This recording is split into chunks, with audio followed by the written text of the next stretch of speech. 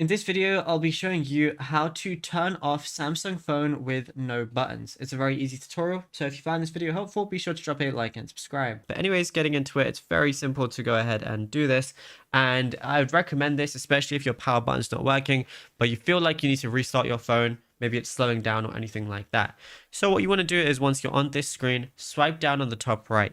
You're then going to see your control panel or your quick panel with a bunch of different settings. But on the top right again, next to the settings wheel icon, you're going to see that power button. Go ahead and click on that. Then you're going to get the options that you would see if you were to hold down your power button. So you see power off, restart, emergency call, and medical info.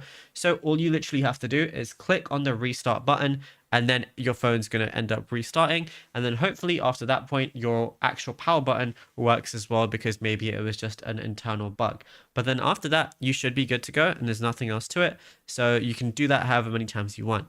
Now, if you found this video helpful, be sure to drop a like and subscribe, and also check out all our other tutorials on the channel as well, because there is a lot to go through, and you might find something that you didn't know about yet.